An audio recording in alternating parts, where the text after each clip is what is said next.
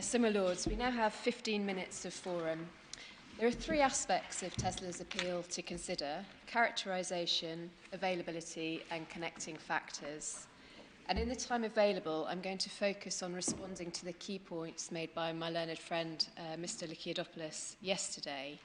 Your lordships have our written submissions, which from paragraph 116 deal with our case on forum, and I'm not abandoning any of the points that we made there.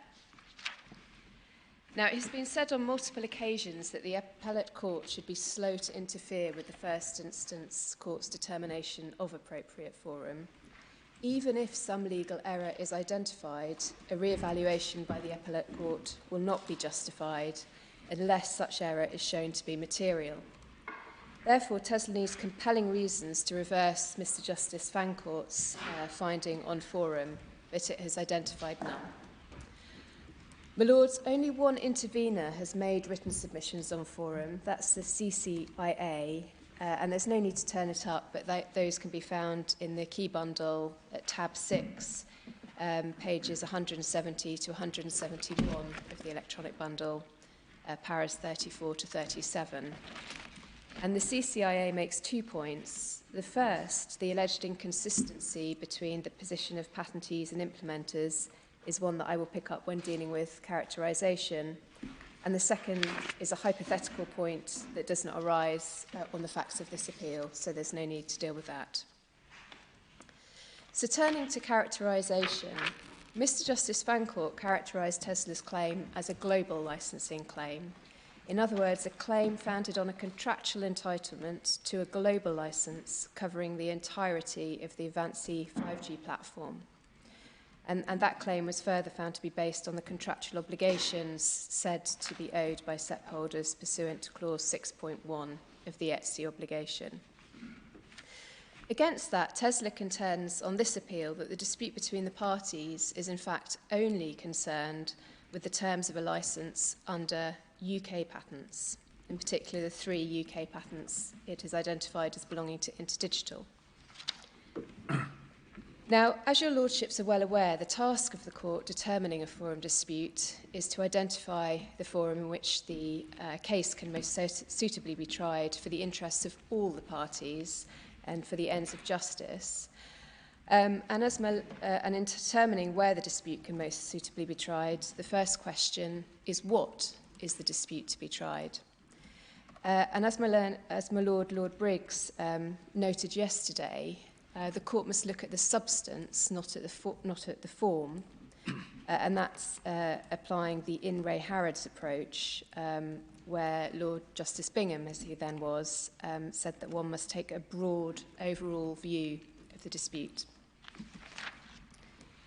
So adopting a broad overall view of the dispute here, we see that it is in substance, a dispute over whether Tesla is contractually entitled to a license on FRAND terms in respect of the entirety of patents on the Avanci 5G platform.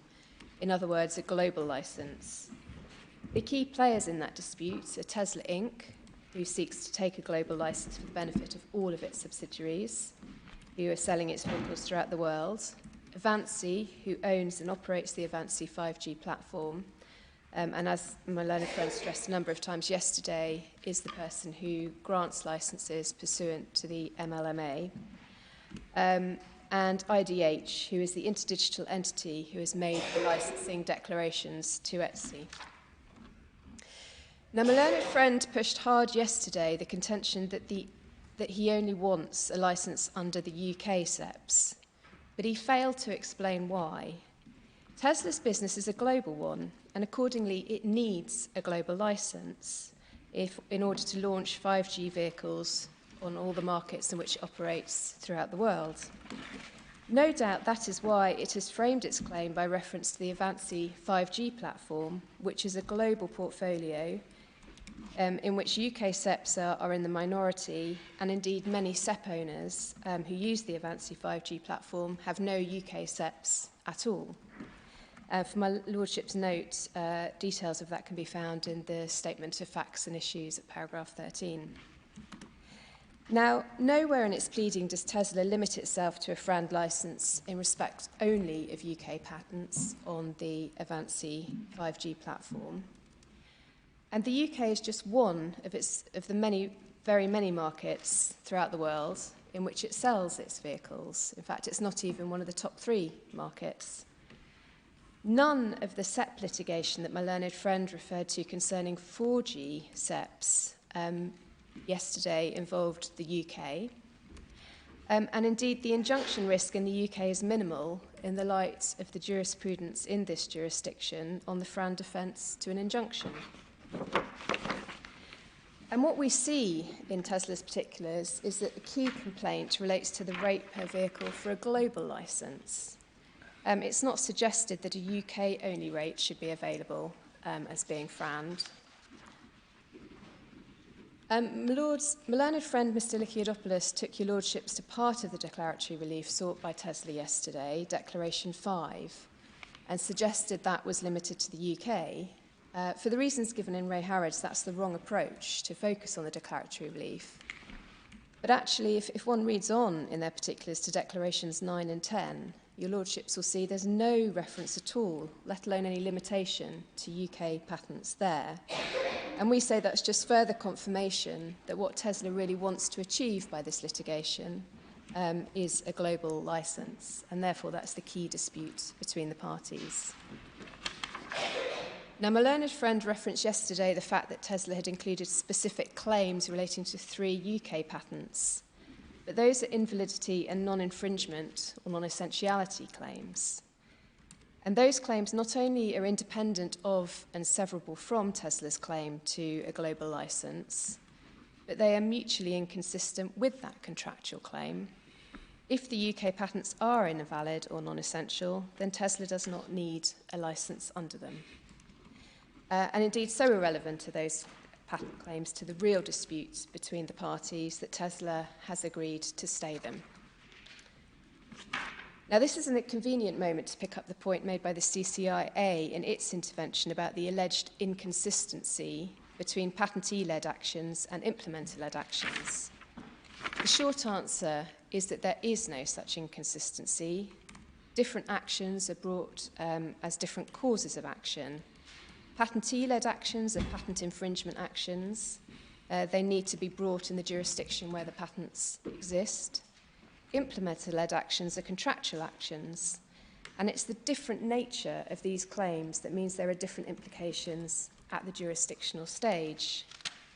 That does not give rise to any injustice if it means that some implementer-led actions will be brought in different jurisdictions to patentee-led actions. That's simply a consequence of the relevant court applying the relevant rules of jurisdiction. It's not a reason to change those jurisdictional rules to ensure any kind of consistency between the two. Now, a second point that was raised by Tesla is that its characterisation is consistent with the approach adopted by the Court of Appeal in Vestel, which was also the approach adopted by Lord Justice Arnold in his dissenting judgment below. But there are 2 fatal flaws here. Firstly, the Court of Appeal in Vestel did not deal with characterisation for the purposes of forum at all. And secondly, it's contrary to the approach set down by this court in Brownlee 2, which we deal with in our written case. Now, of course, you can end up with a similar characterisation for gateway as you can for forum, but the point made in Brownlee 2 is you must always take a step back at the forum stage and look at the question afresh. And just pausing there, your lordships will be aware that there is an issue that arises on this appeal between IDG and Tesla as to the correct interpretation of Gateway 11. For the reasons we've set out in our written case, there is no Gateway 11 appeal raised by Tesla against Avanci, which is why we haven't dealt with it. If, however, it had been raised, we would have agreed with the points made by Interdigital. But in any event, and whatever the result on Gateway 11, we say that when it comes to forum, the court should look at characterisation afresh. So, my lords, availability of the Delaware Court of Chancery. it was common ground, and it's really important to stress this, it was common ground before Mr Justice Fancourt between the parties, based on their respective US law expert evidence, that the Delaware Court of Chancery had jurisdiction to hear the global licensing dispute between the parties and to engage in setting the terms of a global FRAND license, if appropriate, without the consent of the parties. Now, that common ground was expressly set out in Tesla's skeleton argument at first instance, which isn't in the bundle but which we can provide, in which Tesla recorded in terms that the US courts could and would entertain claims for breach of the FRAND undertaking, and in considering such breach of contract claims, they would, as a matter of strict power or jurisdiction, determine terms for a global FRAND licence without consent. Now, my lords, in response to a question raised by my lord, Lord Hamblin, yesterday, my learned friend, Mr Lykiadopoulos, confirmed that that a forum was available if it had jurisdiction to hear the parties' dispute. Now, Tesla's contention at first instance was the Delaware Court of Chancery did have the power or jurisdiction to hear the dispute. So we say that's an end of the matter. Can you just help us with the reference, the paragraph reference in that skeleton? Yes, it is paragraph 95, but as I say, it's not in the bundle. So but it would be helpful if you could supply it in due course. Thank you. Now, my lord, we've dealt with the common position between the experts in our written case. My learned friend, Mr Lykiadopoulos, sought to take you to some isolated extracts of that evidence. But we say that Mr Justice Fancourt's summary at paragraph 134 of his judgment was entirely correct.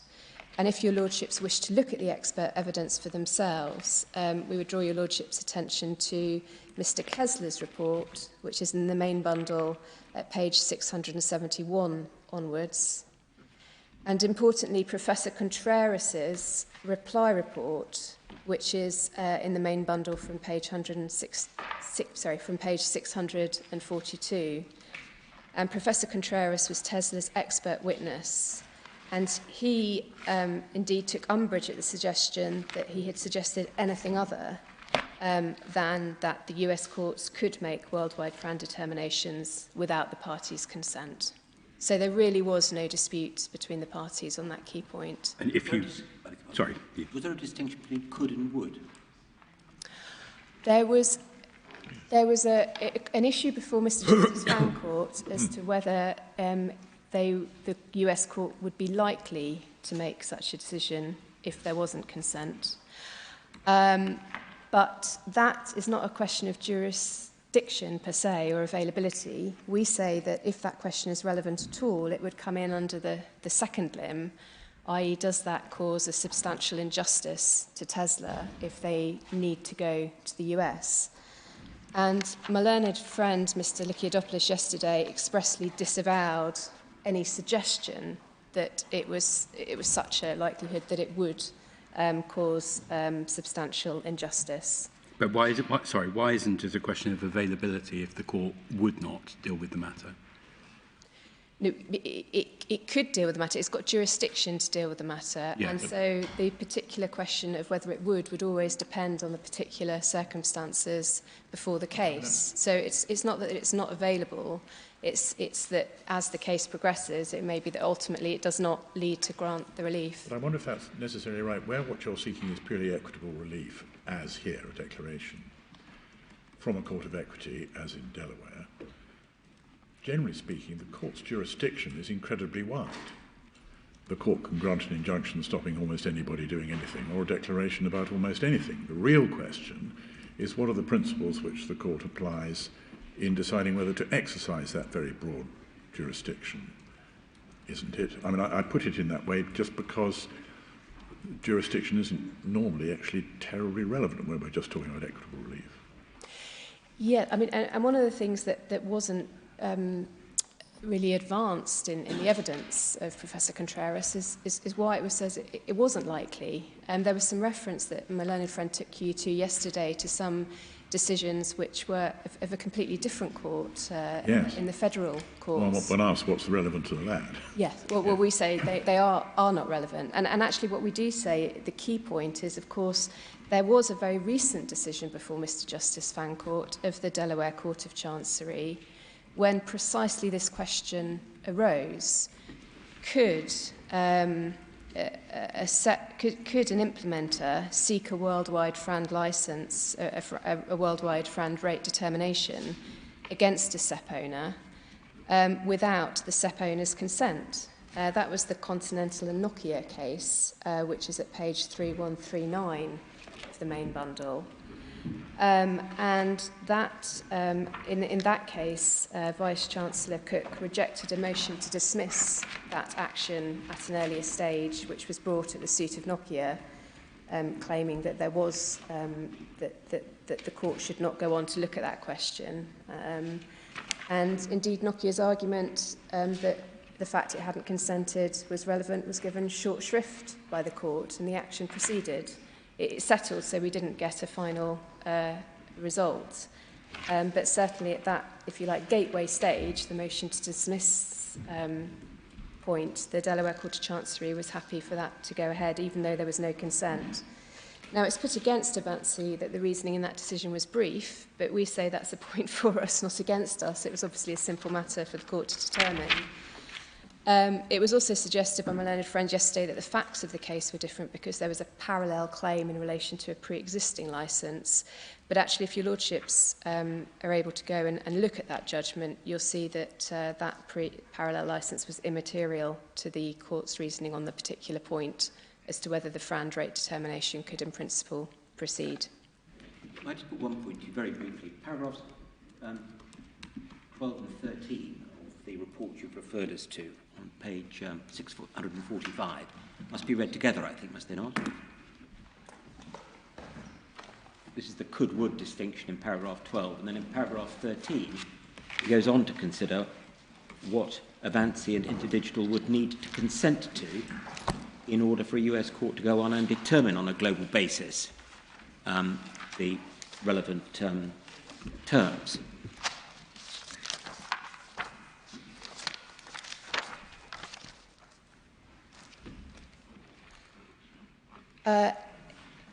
My Lord, yes, but in paragraph 13, that's actually separate to paragraph 12, because paragraph 13 is, as you say, he's saying what would they need to consent to in order to guarantee, if you like, that they go on to global terms. What he's saying in paragraph 12 is even if they don't consent, that's not a bar to the court going on to determine global terms. Well, he says it's unlikely they would, in his view, in his opinion. In his view, but the point is that the court could, and the one decision that we have from the relevant court, one very similar in many ways to this one, the court is saying, I am going to go forward.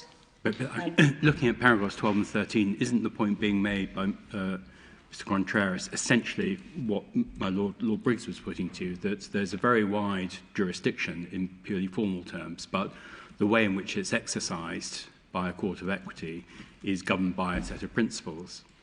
So paragraph 12 seems to be addressing, yes, it's a wide jurisdiction, but paragraph, 12 is saying it's unlikely that, and 13 is explaining what would make it likely, is addressing the principles according to which that jurisdiction would be exercised. Well, I think, my Lord, that the point is that at paragraph 13, he's saying what if they did consent, it would certainly go ahead.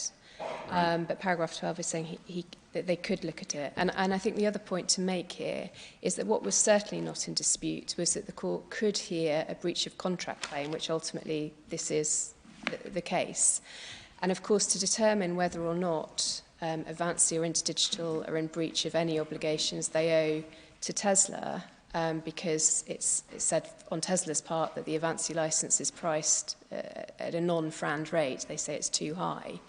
Of course, part of that reasoning, you're going to have to determine what would be FRAND. So even if there's not actually a final declaration as to these are the terms that are FRAND, certainly in hearing the case, one's going to look into the relevant facts and and those will be explored and a judgment reached on them to get to a conclusion on breach of contract. Yes, thank you. Can I just ask you, Lord Justice Arnold looked at this in considerable depth over many paragraphs. What are you actually, I mean, he took account of all these American cases that you're talking about. What are you actually saying, that he wasn't entitled to come to the view he came to? Yes, my Lord, we say he wasn't entitled to go behind what the US law experts said about the availability of the Delaware Court of Chancery. I mean, what we see in those paragraphs is an analysis of cases, many of which are in the federal court, and so are dealing with the exercise of the limited jurisdiction in that court. And then he comes to a conclusion at paragraph 149 about what might happen, whether Avanci might be likely to move to dismiss the claims, and if that happened, what would be the likely result. And what we say is that that's illegitimately going behind what the US law expert said, and indeed is effectively overriding the decision we see that he does note at paragraph 147 in Continental and Nokia, where instead of taking the view of the Judge Vice-Chancellor Cook in the Delaware Court of Chancery, he's instead substituting his own view. And we do say, with the greatest respect to the learned judge who has conducted this analysis, it really isn't for the English court, and certainly not at the forum stage, to start second-guessing the decisions of the US courts, applying US law on the facts of cases before them. And indeed, that could lead to real problems of comity. And of course, as your lordships know, that the whole purpose of forum is to ensure comity and to ensure that excessive jurisdiction isn't taken. And in the FRAND sphere in particular, that's very important. It's a developing area of jurisprudence, and there's obviously clear reasons why different jurisdictions should be allowed to develop their jurisprudence in the right way. And in fact, your lordships will note that in Unwired Planet... Well, so just before we move away from Lord Justice Arnold, paragraph 147, he reviews the Continental case, but says it's not helpful because it wasn't addressing the issue that is relevant to the question of availability of the Delaware court for our proceedings. And what do you say about that? Well, no, we say it was full on addressing exactly the same point. As I say, it was a motion to dismiss, exactly the same motion he suggests at paragraph 149 Avanci might make, and it was a motion to dismiss a contractual claim for a global rate setting brought by reference to clause 6.1 of the ETSI obligation. I mean, maybe it didn't go into all the case law in the same way, but we say that's not a reason to put aside and effectively ignore the judgment of that court. Yes, thank you. My Lord, I'm being pressed by my learned friend, Mr. Raphael, for time, and I appreciate the indulgence of the court. The only other point was connecting factors, but we've dealt with that in a written case. We say there was no reason to interfere with the court's assessment of those which were correct. Yes. Thank you very much, Mr. Speaker. Yes, Mr. Raphael. Right, I've lost 8 minutes there, but perhaps we can... Yes, but that was all on the interests arguing on your side of the court, so... We have rather different perspectives. Yes, well... Lords, I propose to address the issues in the following order. Firstly, a brief introduction. Secondly, a brief discussion of the ETSI undertaking and how FRAND claims work. Thirdly, the gateways and 6314. Fourthly, serious issue to be tried and its flip side, real prospects of success. Fifthly, the idea of a bilateral license. Sixthly, forum and discretion to serve out. Yes. So the introduction. In mid-2023, Avanci launched the 5G platform, which now has over 85 licensors. In December 2023, Tesla sued Avanci and, for unknown reasons, Interdigital, about the terms of an Avanci 5G license. This claim is about one thing, and all the complexity Tesla occasionally tries to create to confuse matters should not distract you from that one thing. Tesla wants a change in the terms of the Avanci license and claims, as what it says are the FRAN terms of the Avanci license over the platform. It is not about a UK launch. It is not at all about Interdigital. Interdigital is only a hook. There is no real dispute ever with Interdigital. For Interdigital, this came out of the blue. Well, sorry, there would be if Interdigital brought infringement proceedings in due course, But wouldn't it doesn't intend to, my lords. it? Doesn't intend to, but hasn't. And there's been never a shred of evidence to suggest it would. Right, but it hasn't undertaken not to. No, but why should we give an undertaking? Right. Well, to When something's come crystallise out of the to blue. crystallise the issue. But Yes, indeed. anyway, that's your position. Indeed.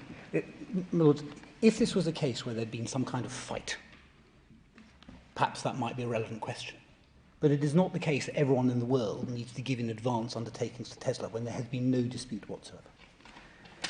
There is no commercial dispute. Well, sorry, just on that. Are you saying that in some way the current proceedings are inappropriate because they're brought in advance of an actual infringement claim being brought? They're inappropriate because there is no dispute between Interdigital and Tesla on anything relevant commercially between the parties. There is no commercial dispute between them. There had been negotiations. But I'm so sorry, I just want to be clear. So are you saying that it is premature and that the court should not proceed to grant any remedy because there is not yet any crystallised dispute as between Tesla and Interdigital? Can I come back to this in useful purpose? Because that's where I'll put it all in the context of all the facts. We say it's a multifactorial point. I will come back to it then. All right. Just to get on with this introduction. Yes. There had been negotiations between Tesla and Avanci, but Interdigital was unaware of those. Indeed, they are still said to be ELEO confidential against it. Tesla has not given any particular reasons to target Interdigital, which was only one among many licensors and about the 10th in size in the platform. We sent through to the platform a version of the current Avanci website, which you can blow up for ease of reading. We have a A3 copy here, but I don't propose to hand it up given the time. But this gives you a picture of the licensor group. It includes BT, Ericsson, Huawei, Lenovo, Nokia, Oppo, Qualcomm, Samsung, Sysvel, Sunny, Unwide Planet, everyone, apart from Google and Apple, the big names that aren't there. Many of those have been fighting extensively against each other globally as the respective valuations of their share of the 5G stack. Tesla's idea is that Interdigital alone, among licensors, should be sued about the rights and obligations of all licensors and bear the massive burden of litigation as to FRAN terms the entire platform, which will cost tens of millions, without those others being heard, in respect of an Avanci license that Interdigital cannot grant over the patents of others. Now, Interdigital does not accept that its ETSI undertaking applies to platform licensing. But in any event, Tesla's claim inherently depends on the ETSI undertakings of all the licensors together. That's absolutely clear on its pleading. I will show you that in a moment. As a result, this is something worth stressing, Tesla, recognising the reality of its position, claimed against Interdigital as representative, because that was the only way to actually achieve a trial as to the rights and interests in play in the litigation, which could bind them in a fair way. It recognised that was a necessity, but that failed for many reasons. Facts are entitled to Mr. Justice Fancourt. Those included, not least, Interdigital could not sensibly defend the others, and that interests and perspectives were different, and that it was unfair to impose on Interdigital that burden. That is not appealed, the failure of the representative claim. Once it fails, a claim against Interdigital in its own right as to the rights and interests of others is unfair, makes no sense, and would be inappropriate without those other licensors being sued. Further, the claim is not fit within gateways, nor is England the appropriate forum. To make this work, to try to make this work, Tesla resorts to artificiality. It tries retrospectively to confect a useful and legitimate purpose against Interdigital alone. That was never its real purpose. And artificially to describe its claim as about UK patents to deal with jurisdiction. But the reality of its cause of action is that this claim is about and is an attack on the platform and licensors as a whole, as both Mr. Justice Fancourt and the Court of Appeal saw. References to that, Mr. Justice Fancourt, paragraphs 9 and 58, at 310 and 320, Court of Appeal 241, 246, at 297 and 298. Claims against Interdigital alone are not its purpose at all. So they don't get into the world of useful purpose. Still less do they have a legitimate purpose. They are simply artificial devices to get at advancing the platform and should be rejected, as the courts below did. Tesla's arguments to get within gateways are then yet more artificial. This is a contractual claim. So the natural gateway is Gateway 6. But that does not apply, because Etsy is governed by French law. This is not like other SSOs governed by English law, like the GTU rules. So it can't use Gateway 6, though that is the natural gateway for any such claim. To get round that problem, they seek to try to engage other gateways by artificially describing their claim about UK patents. But the reality is, this is a worldwide claim, and it's a simple and obvious reality, about a license term for a US-based platform in a claim to US companies, which insofar as it's about property at all, is about all platform SEPs worldwide. And its arguments on gateways and forum would not only be wrong in this case, they would massively distort those gateways for the whole of the law. I will come back to that generally in due course. So that's the introduction. Then, my second topic is the Etsy undertaking and the nature of FRAN claims. A couple of general points, which are fairly obvious. The Etsy undertakings are international. One, they cover the SEPs of the declarants and affiliates, and not anyone else. The SEP holder must be prepared to grant a FRAN license over its portfolio to willing licensees, which requires the licensee actually to seek a license. That's paragraph 14 of Unwired. More than one set of terms can be FRAN'd, and so the SEP holder can discharge its Etsy undertaking by being prepared to grant a license within the range of what may be FRAN'd.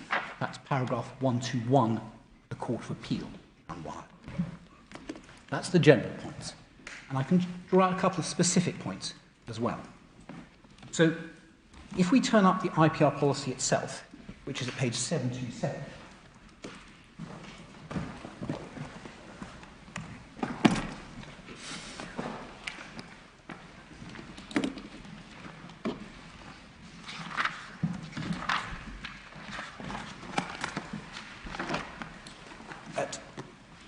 Clause 4.3, you see the obligations to declare, and they are declared in relation to a patent family, which is later defined at 13, if Etsy declares as to one member of the patent family.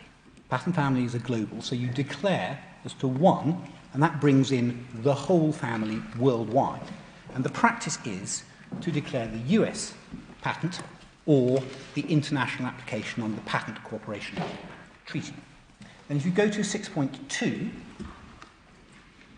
you see the same point as the undertaking, this is on 728, that the undertaking applies to the whole patent family once one is in play. Lords, for your... Note, this is also addressed in Unwired Planet and Huawei itself. In the Court of Appeal, at pages, if we turn up page 2940,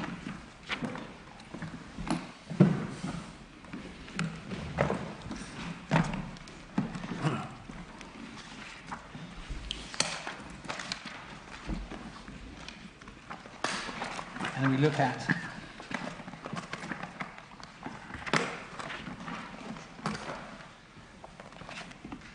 paragraph 26, an undertaking given to Etsy, pursuant to clause 6.1, has international effect. This is because there's a discussion there. Then to this end, clause 6.2 provides what you've already seen. And then, indeed, Mr. Cheng, the Deputy Director of Huawei, said in evidence it would make no sense for owners of SEPs to give undertakings restricted to particular national jurisdictions.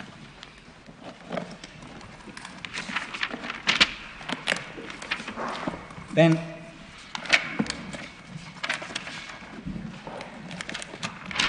The same point is in paragraph 53 at 2946, but I don't ask you to turn it up. It's also the same point in the Supreme Court, starting at 2994, paragraphs 11 at 3003, then paragraph 14 at 3004, and paragraph 62 at 3015. So these are inherently international undertakings. The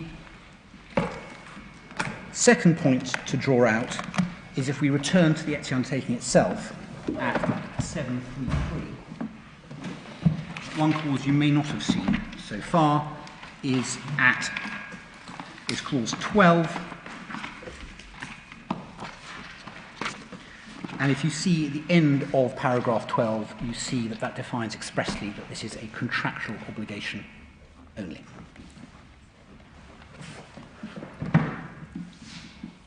Well, that's what I want to say about the ETSI undertaking. Yes. Then turning to the claims. Now, claims in the SEP holder claim cases and implementer cases are different. There is a confused false analogy that was sought to be drawn by Tesla and which has caused confusion in the past.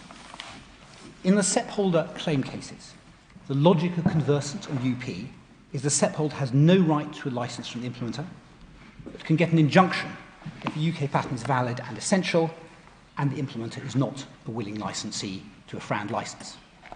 The implementer can defend by relying on the ETSI undertaking. So the FRAND declaration, which you sometimes see conjoined to the injunction claim in those cases, is part of the infringement claim, seeking a declaration of the terms of the license the implementer would have to take, anticipating the FRAND defence. That's the logic of Unwired. The references to that are Unwired paragraph 1, and also 66, and also 86. And the Court of Appeal at 79 to 81, which is at page 2952, and also 57 to 58. That's 2946. If, however, the implementer makes clear it will not defend infringement on FRAND grounds, it's just going to stand or fall by a valid and essential patent, or valid and relevant patent which is infringed, and they will fight solely on the basis of UK patent law, then the basis for the declaration of FRAND terms falls away. And that was held by the Court of Appeal in a case called TQ Delta, which I will take you to later, but for your note is at page 2872, in particular paragraphs 38 and 46. What that means is that in the SEP holder cases, jurisdiction over FRAND declaration flows from jurisdiction over infringement. Can I ask you to turn up you've seen the merits side of the conversant and UP litigation, but can I ask you to turn up conversant against Huawei, page 1509. The context is that... 1509? Indeed. Thank you. The context is that in the courts below, the merits question of whether a worldwide license could be declared was fought out in Unwired Planet, but the jurisdiction questions of gateways and forum were fought out in conversant. And those two streams ended up in the Supreme Court together. If you go to 1509, this is the judgment of Mr. Justice Henry Carr.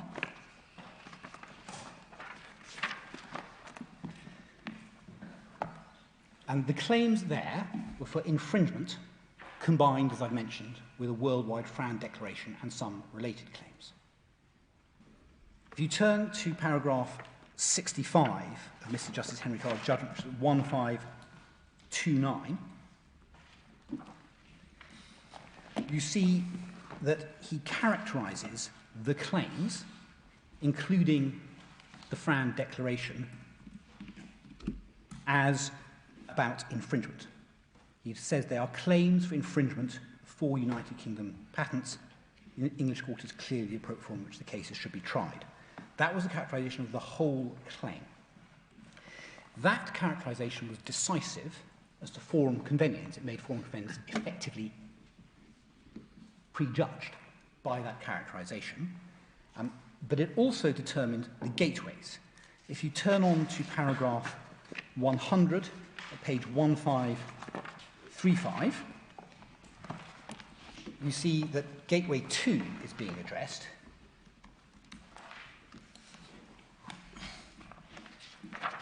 And you see at the bottom of paragraph 100 on 1535 that the defence accept that if there's an arguable case for an injunction, then the claim for injunction will fall within Gateway 2, with the result that the other claims will fall within 4A, the connected parties head, as being closely related thereto. So gateways basically flowed from the characterisation of the claims about infringement and the view that the declaration was closely connected, but by concession. Then, as to Gateway 11, that was then addressed at paragraphs 108 to 110, which is at page 1537. And the reasoning is as follows. The gateway applies because the 4 patents sued upon constitute property within the UK, since they're UK intellectual property. I don't accept the defence argument that the claims do not relate principally to the UK patents, but rather foreign patents. The reason for all that is because the whole claim has been already characterised as about infringement of UK patents. I therefore conclude the subject matter of the claims relate only or principally to property within the jurisdiction, and the requirements of Gateway 11 are satisfied. There's no separate analysis of the Fran Declaration in that paragraph. That is because the whole claim was simply viewed as one claim for infringement and associated relief. That then becomes clearer in the Court of Appeal. I ask you to turn up the Court of Appeal and Conversant at page 1539. So Huawei, the defendant, had sought forum non-convenience stay over the whole claim, including infringement, which was ambitious. But its fallback position was there should be a stay over only the Fran declarations. Reference to that, we don't need to turn it up, is paragraph 64 at page 1564. But then the core reasoning starts at paragraph 99. And could I just ask you to read paragraphs, 1571. Thank you. And could I ask you to read paragraphs 99 to give you the nature of the case? 99, yeah. Then at paragraph 100, Had it been joined with Anwar Planet by this stage? no. I noticed they refer to it. Yes, that's because this court's decision, the Court of Appeal's decision, as to the principle worldwide was obviously highly important for everything they were doing there.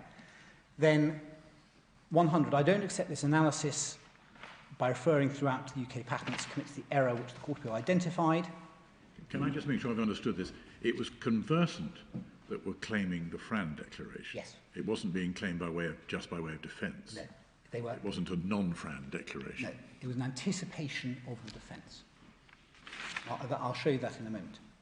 Then 101, so 100, I don't accept this analysis by referring throughout the UK patents commits the error in Ray Harrods.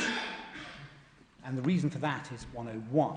In the present case, leaving Conversant seek a remedy in China will be compelled to advance a case based on different patents. 102, I therefore don't accept it's legitimate to generalise out the claim and characterise it as a claim for infringement of local patents. Then 104, if one characterises the claim in the way the judge did, with which I agree, it seems to me the forum convenience question answers itself. The fact the dispute concerns UK patents matter of substance, not form. Resolution of the suit will involve determining infringement, essentiality, validity of UK patents. And so a UK forum is clearly the most appropriate. There's lots of interest in this judgment. I don't have time to take you to all of it. I would commend the whole of the reasoning in 99 to 110 to you in due course. The key point, though, for our purposes, is paragraph 110 at page 1574. And this is dealing with the fallback, that is the stay over the Fran declarations alone. And the answer is this. The fallback positions advanced by the appellant are not, to my mind, properly application of forum non-convenience at all. As the analysis in Anwar's Court of Appeal shows, consideration of the offers made by the parties against the Fran criterion is an embedded part of the determination whether the conversant is entitled to relief for infringement of their SEPs. Whether one views consideration of those offers as a precondition for liability or relief, or part of the defence which the appellants will offer to the claim, it is not a claim which is capable of being treated separately for form convenience purposes. Whilst the claim for a declaration as to the terms of a Fran licence might be treated as a separate claim, it arises out of the same facts and is closely connected to the issues which arise for determination as part and parcel of the patent dispute, a conclusion which is supported by the unchallenged conclusion of the judge in relation to the gateways. In addition, though I would accept this confirmation was part tactically motivated, Mr. Speck confirmed that the conversant does not seek a declaration if no patent is found to be valid and essential. Given the confirmation, the declaration is better regarded as a dependent claim. I would therefore reject the fallback positions as well. So that's the essential logic that runs right through conversant. The reason why there was a jurisdiction to make the declarations was because it was part and parcel of the infringement claim, by anticipation of the defence. And that's also why the TQ delta point, which I will take you to, runs. As soon as the implementer says, I'm not defending on grounds of Fran at all, the claimant can't get a Fran declaration on that basis because there's no defence being anticipated. In fact, there's simply just going to be a UK patent dispute about injunctions. So there has been confusion. Can I just check, has the infringement claim actually been already brought in conversant? Yes. Yes. Now, so why are you saying it's the claim for a Fran declaration is in anticipation of the infringement claim? Because it was a jurisdiction fight, the defence hadn't yet been pleaded. But what happens is the claimant says, I'm claiming for an injunction. I know you will defend on Fran, and so I want a declaration of what that's going to be about. Right, okay. Now, an implementer claim to a worldwide Fran licence is entirely different in terms of the cause of action. You'll be aware, of course, that a SEP holder does not have a contractual right against the implementer to a Fran licence. The obligation, the contractual obligation is only on the SEP holder. The only way in the SEP holder claim cases you can pressure the implementer to take a Fran licence is you'll get an injunction against them if licence having declared to be Fran is not given. But there is no contractual right against the implementer. But in the implementer claim cases, you're in a different world, because the implementer's claim is in contract, enforcing the ETSI undertakings. The power to determine it flows from the contractual undertaking. And you've seen paragraph 58 of Unwired already. That's at 3014. As a result, the implementer licensing claim is independent of the validity or essentiality of any particular patents. It doesn't depend on the implementer claiming for validity or essentiality. The Fran license will be to the holder's SEP portfolio, whatever SEPs it may include from time to time. And the implementer can just park any challenges it may have to validity or essentiality of a particular patent. That's 60 of Unwired in the Supreme Court, 3015. Further, in large portfolio cases like this, invalidating particular patents has no effect on valuation whatsoever, and Tesla does not disagree with that.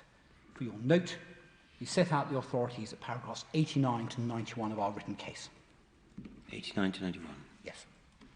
And here, Tesla accepts it needs a license to the platform. Generally, not just the UK, generally. That's paragraph 44, footnote 7 of the particulars of the claim, page 355. And it accepts also, indeed positively asks, that the licensing claims can be determined before the patent claims. That's paragraph 45 of the particulars, page 355. And Miss Justice Fancourt similarly held that patent claims do not need to be determined to determine the licensing claims. That's 63 of his judgment, page 321. Now, as I've said, there has been some confusion about this.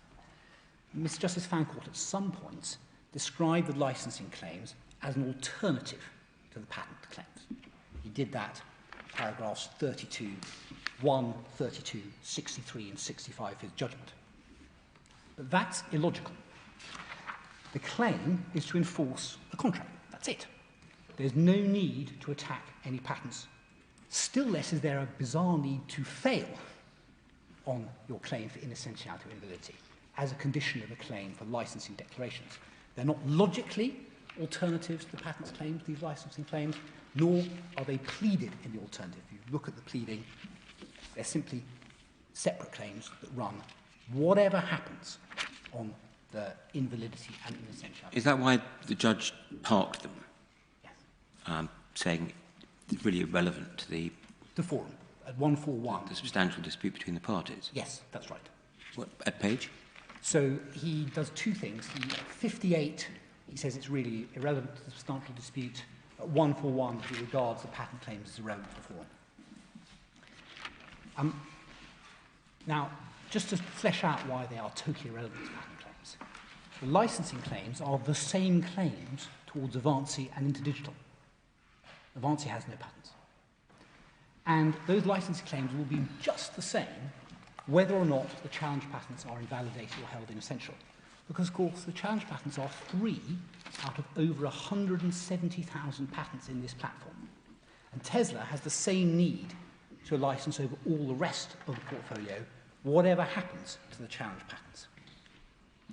Indeed, Ms. Justice Fancourt held, paragraph 63, that no one has ever suggested, there's no evidence, that the challenge patents are any particular technological significance to 5G. And that's why, as Justice Arnold did agree with us, the patent claims are entirely separate to the licensing claims for jurisdiction. That's 115 of his judgment. And indeed, Tesla does not wish to pursue them, as my learned friend Mr. Nicholson has said, and has agreed to them being stayed. That's paragraph 16, Ms. Justice Fancourt's order 303. They were always only a fiction. They were never intended to be pursued. They were added only in a superficial attempt to create a sense of connection to the UK, but without reality. Now, what that means for our purpose is that the dependence for jurisdiction in the SEP holder cases on the infringed patents, allegedly infringed patents, and the existence of a valid and essential patent, which is a requirement of the SEP holder cases, does not have a mirror image in the implementer cases. It's a totally illogical mirror image when it's probed. Well, is there this sort of mirror? It may be a rather distorted mirror. The infringement claim is something which arises from an implementer saying, well, I'm just going to go ahead and use the patent within the jurisdiction. So he ends up on the end of an infringement claim, and then he says, well, hold on, you haven't made a FRAND offer, and the FRAND issue comes in, as you say, it's embedded in the infringement claim. But an implementer who says, well, actually, I want to act lawfully within that jurisdiction. I know I'm not going to go and do what would be an infringement if I lose on FRAND. I'm going to find out first whether what is on offer is FRAND before I take the risk of infringing. Now, in terms of the underlying dispute, which is still underlying as a FRAND dispute, if the only defence to infringement, for example, is not FRAND, the two actions aren't so far apart. They might be a sort of palimpsest, even if not a mirror. The way we put it to you, my lord, is they will track over some of the same commercial fights, obviously. But they are not, in terms of the juridical analysis that is relevant for jurisdiction, that's where the mirror image collapses. Because whereas the infringement cases are dependent on local patents, the implement cases are not. And you can test it in this way. Whereas in the Court of Appeal, one of the things that led them to reject the forum challenge, they said, well, this can't be right, because you'd be forcing the claimant to sue on infringement of different patents in a different country. That problem simply doesn't exist in implementer cases. It's exactly the same contractual rights wherever in the world they're sued on. So juridically, there is a complete difference. Now, that takes me to, that's my introduction of the claims and the undertaking, and I was now going to turn to the analysis of the gateways of 6314. Tesla rely on Gateway 11, which, as you know, says that the subject matter of the claim, and we need to focus on those words, must relate wholly or principally to property within the jurisdiction. Strong words, and deliberately strong words. Now, interpretation of the gateways is governed by familiar general principles of statutory interpretation, together with some principles specific to the gateways. As for those familiar general principles, we've put Bilter and tradition, which many of the lordships will know very well, in the bundle that's at page 39 of the supplemental bundle. I don't ask you to turn it up. But just to remind you of the familiar things it says, the court derives the meaning of a legislative provision from the words which Parliament has used, having regard to the context of the statute as a whole and the historical context in which the statute was enacted. And there was then a quote from the older case of Quinta. Every statute is enacted to make some change or address some problem. The court's task within the permissible bounds of interpretation is to give effect to Parliament's purpose. So the statute as a whole should be read in the historical context of the situation which led to its enactment. That's general principles, but in this court, I don't think I need to say much more. We also rely on two specific principles of interpretation relevant to the gateways. Firstly, that the claims fall within the letter and spirit of the gateway, and secondly, perhaps more importantly here, that the substance of the claim must fall within the gateway. Those could also be analysed not as principles of interpretation, but as principles of the law of jurisdiction, as conditions of applying the gateways. But we say they are hard-edged and not just factors. Now, we set out the authorities on this in our written case at paragraphs 95 to 96, pages 88 to 89. Given the time, I won't seek to turn them up, but you will, I hope, see from our written case that recently Lord Collins, not a bad name in this field, has agreed with the analysis I'm putting forward to you in a case called Fong against Ascentic, which, for your note, is at 3202. But all the references are in the case. On the substance principle, you'll also find that made good in GAF and AMCHEM in particular. That's at 1761, page 605. Now, some authorities don't always use these principles as rules of interpretation, but instead look at them as factors in discretion. I do accept and bring to your attention that there are differences of approach in some of the cases. But we would submit that the true approach is that these are hard-edged. If the substance of the claim does not fit within a gateway, you should not, in principle, have service out. So that's general principles of interpretation. Apologies, that was something of a whistle-stop talk. But can I also take you to a point that's particular here? Because, of course, the words of Gateway 11 require that the subject matter of the claim relates wholly or principally to property in the jurisdiction. And we say that reinforces strongly for that gateway the principle that the substance of the claim must fit within the gateway. And we've added case law supporting that at paragraph 96 of our written case. It will also assist to look at a case called Global and Wadawan, which you find in your authorities bundle at page 1781.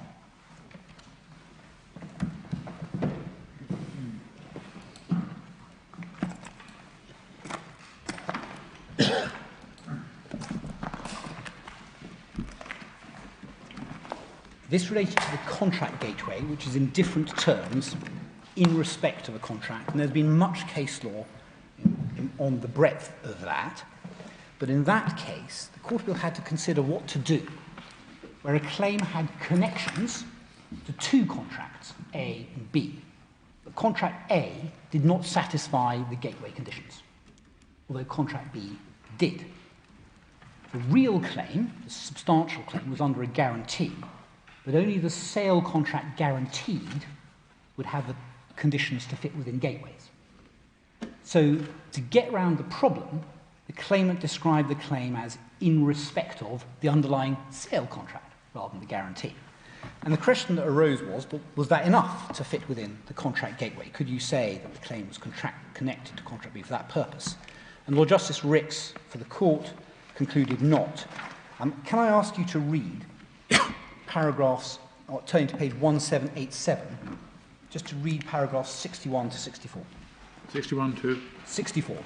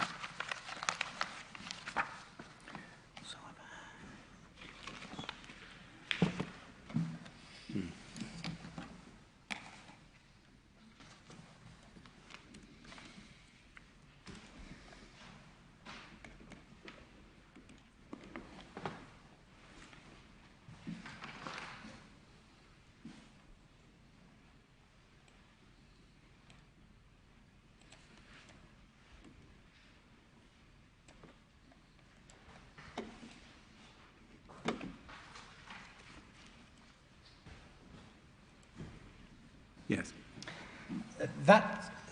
So you have to ask which contract the claim is made in respect of, and you cannot change the reality of that by formal pleading just because it suits you to frame your contractual claim in another way.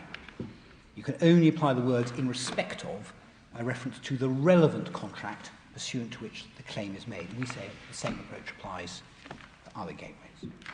That takes us to Gateway 11 itself. This was expanded in 2015 to its current wording by adding "or principally." And the final report of the Chancery Working Group, in which my Lord Justice Hamlin had a hand, explains at, the document is at 3390. Sorry, 390. Thank you.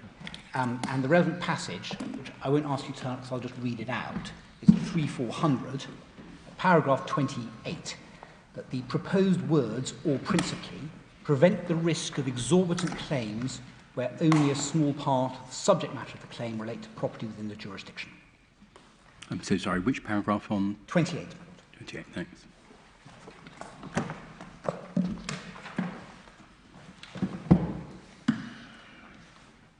Now,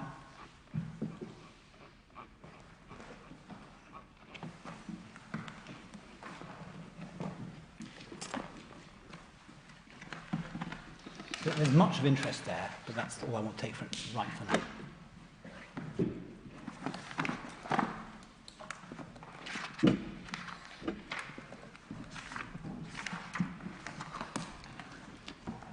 Just while we're there, though, if you look at paragraph 29, you'll see there's much debate amongst intellectual property lawyers about how this works for patents, how it should work for patents. But what is not suggested is that the implications of this were irrelevant because Gateway 6314 was so broad that it didn't matter how you restricted Gateway 11. That was not in the Rules Committee's mind at all.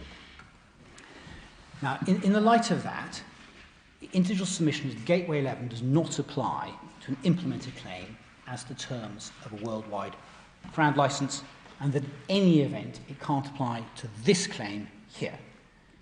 This is a contractual claim as to the FRAND terms for the platform license from Avanci. But the platform license is a license over all the steps of all license halls, whatever they may be from time to time, not to any specific patents. Those patents are predominantly worldwide, with only 7% in the UK. Secondly, the claim is inherently based on alleged obligations under the ETSI undertakings of all licensors over all their worldwide SEPs.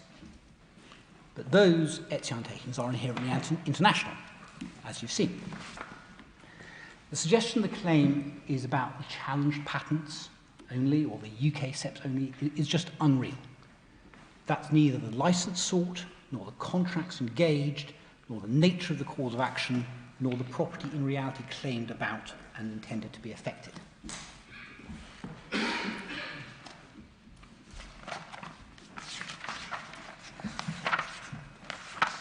Sorry to interrupt you briefly, but Mr. Arnold, Mr. Alexander, as I understand it, submits that it's only based on the ETSI undertaking in respect of these patents, and then the rest come in with them, because that's all that's available on the platform. But you say that goes back to the substance of it? I'll deal with that at a number of levels in a moment. Right, we say that's a totally unreal submission.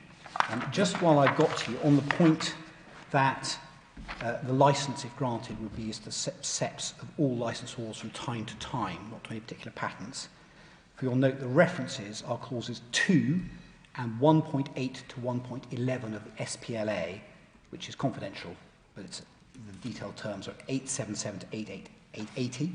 I'm so sorry, and you're referring to those for what point? The point that the license would be to the all SEPs of all licensors from time to time, whatever they may be, without right. So it's just an inherent feature of the platform that it's everything. And just also, Ms. Nicholson, I think, said that somehow, if a licensor withdrew, their patents would come out of the patent of the license. That's not true. We'll correct that in due course by a note, because it's confidential. We'll just do it in a 5-line note overnight, if we may.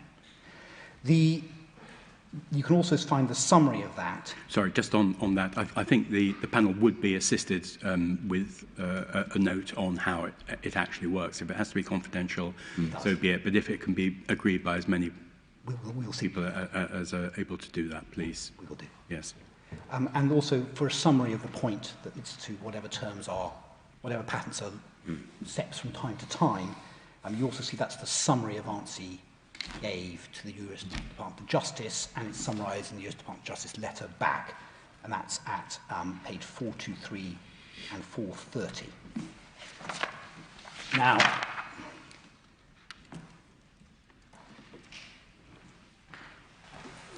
what about TESA's proposition that actually they're asking for or claiming the setting of terms relating to Interdigital's UK patents? I'll come back to the details of TESA's pleading later, but that's unreal. Now, can we just turn up, just as a snapshot of the reality, the particulars of claim at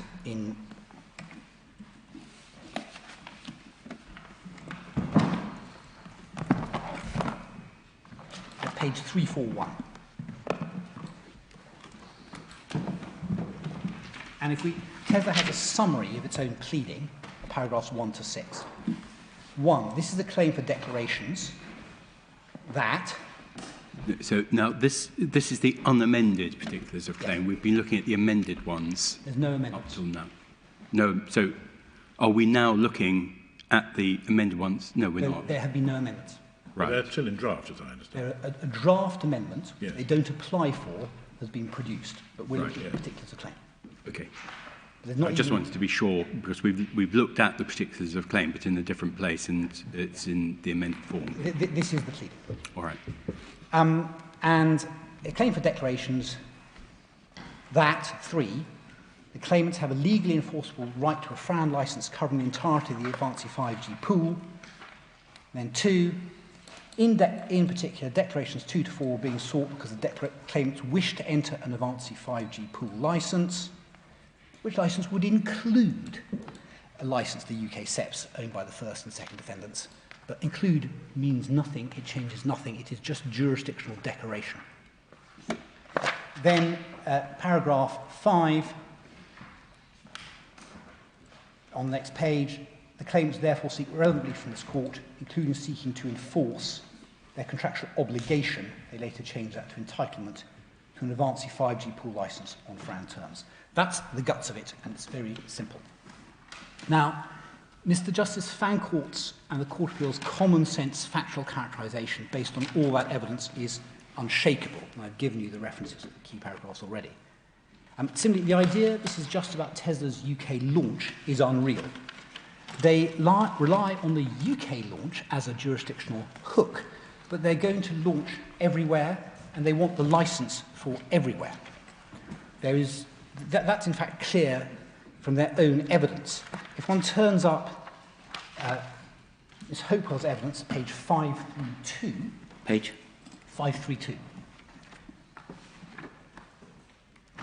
And you go to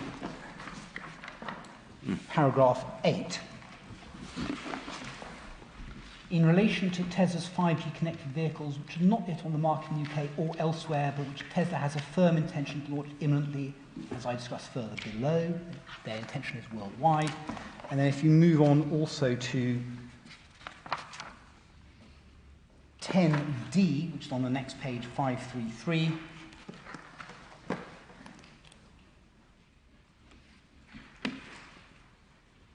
you see, in bringing these proceedings for starting selling 5G connected vehicles, Tesla is acting as a willing licensee. When actually confronted with it, their claim is not about a UK launch, their claim is not about UK patents, it is purely worldwide. And there's another paragraph that also illustrates this, which is paragraph 14. But when you say their claim is purely worldwide, but that's because they say that in order to comply with the FRAND obligation under clause 6.1 of the ETSI guidelines in respect to the UK SEPs, the license which has to be offered has to be a global license. Well, one needs to be a little bit careful about that, because, of course, in Unwired, it was not held that the license always has to be worldwide in every case. No, I mean, maybe it doesn't have to be, but that's the nature of the claim that's being brought here, that in order for there to be a properly FRAND license offer in respect to the UK SEPs, it does have to be worldwide. Well, they assert that, yes. Yes, well, that's their case. Indeed, and I'll come on to what that means, but it's perfectly possible for them not to assert that. Well, not if they want to advance that case. No, but which is what they do want to do. That's why we have pleadings, surely. It is what their case is, but they could have advanced the case just as a UK licence and just as a UK launch. That's perfectly open to them. You could have what? Sorry, I didn't catch that. They could have advanced the case purely as to a UK launch and purely as a UK licence. That was open to them. But when you say open to them, it's not their case. They say that the only FRAND licence would be global. Indeed. And I'll come back to what that means in a second. We say that reinforces our case, absolutely. But picking up on this, if you go to paragraph 14, you see there is a discussion of why they need to bring this litigation now, and they say at 14b, currently all Tesla vehicles sold throughout the world have 4G connectivity. Then they go on to discuss when 4G is going to be withdrawn worldwide, in particular from the United States. They discuss switching off and sunsetting, and they talk about Europe and the US. And that's that time frame at D is the motivation for the claim being brought now. So this is not about the UK launch, it is about launch worldwide. Now, then turning on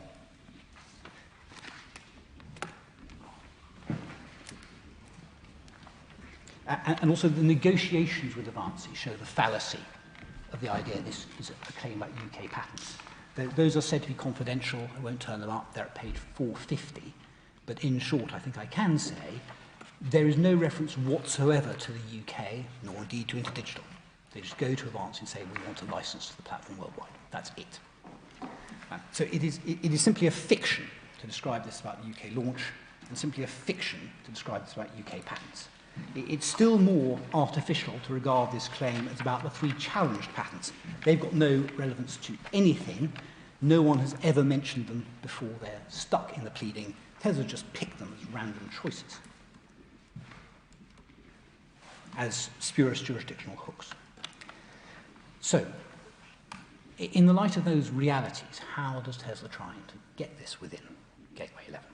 And its argument depends solely on the Vestel logic. That's it. There's nothing else. And that logic has been expressed, as you've seen, in various ways, but it's the same point every time. Sometimes the idea is the claim is about the license terms which are available to license the UK SEPs, which is how Lord Justice Burst put it. Lord Justice Arnold puts it as about the claim is about the terms for a license of Interdigital SEPs, UK SEPs, which extends worldwide. He also puts it as the claim is about the FRAND obligations attaching to the UKSC, which bring with them an obligation to grant a license of global extent. And other judges have adopted that in various ways, but it's the same point every time. So the question for your lordships is that logic correct? And is it the substance of the claim? And when you say it's the Vestal logic, why isn't it the conversant High Court and Court of Appeal logic as well? Well, you won't find that logic anywhere in conversant. I'll show you that in a moment. All right. But in a nutshell, I'll show you the references. When you look at unwired and conversant, the judgment there say the SEP holder can sue for an injunction. That injunction will be granted unless the relevant license is given. That license has to be worldwide. That license has to be worldwide, covering the patents in suit, of course. But there's no phrase you will find anywhere in unwired saying that the license is for the UK patents, but extending worldwide. It is a worldwide license which covers the UK patents as much as any other, but no more. That is what unwired says. It's also the logic of the situation. I'll take you to the paragraphs in a moment. Now, so we submit that Vestal approach is wrong. Firstly, the idea of a license to UK patents which extends worldwide. I'm so sorry. If we're going to focus on part of the reasoning in Vestal that you say is wrong, can you at least identify the paragraphs? The paragraphs in Vestal are 71, 3055, which you've already seen. The paragraphs in Lord Justice Arnold's decision is 212 at page 290 and 109 at page 265. But it's the same logic every time, one logical point. Yes, thank you. Now, why is the Vestal logic wrong?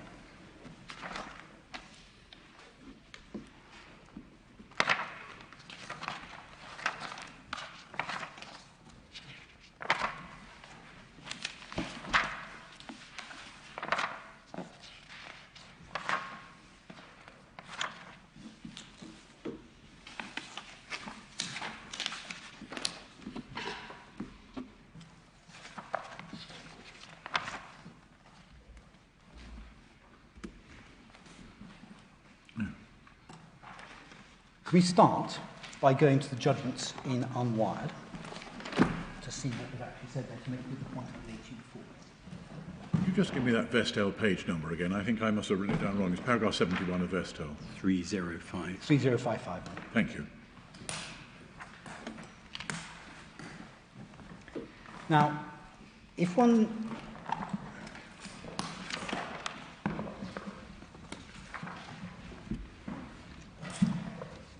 So to pick up how this court and the Court of Appeal put it in unwired, can we first go to the Court of Appeal at page 2957.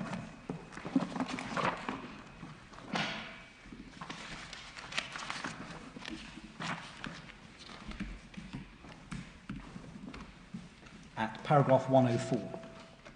So there's a lot of argument there. I won't be able to take you through it, or I'll give you the high points. The various arguments are made that no worldwide license can be declared because it's contrary to jurisdictional principle.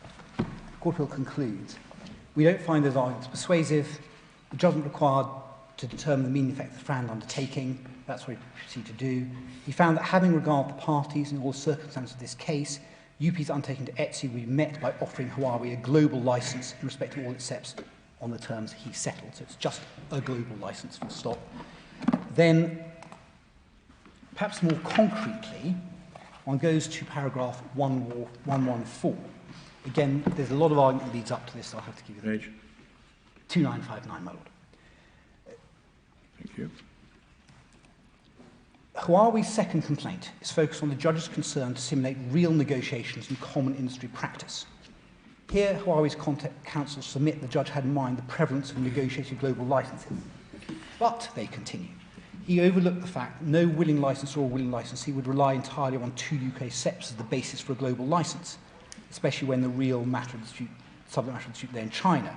In the real world, Huawei and UP consider the strengths and vulnerabilities of the UP's worldwide portfolio, not its UK portfolio. And further, in the judge's attempt to simulate common industry practice, he treated findings of infringement of 2 patents in the UK as enough to trigger an inquiry into an obligation to pay global royalties. In the result, UP is using the threat of injunction in the UK to leverage Huawei into paying royalties in respect of its global activities. So that's the complaint. Yes. Then 115, and this makes my point, my lords. In our view, these submissions betray a considerable confusion of thought. First, there is no question of a willing licensor and licensee relying upon the 2 UK SEPs as a basis for a global license. It's formed no part of UP's case, or the judge reasoned they would. The basis for the judge's finding the willing licensor, or willing licensing position with respect to UP and Hawaii would agree a global license was various points. 117. We think it's unfair to say that UP is using the threat of injunction to leverage Hawaii into taking a global license. It's up to Hawaii whether it takes a global license or submits to a license injunction in the UK.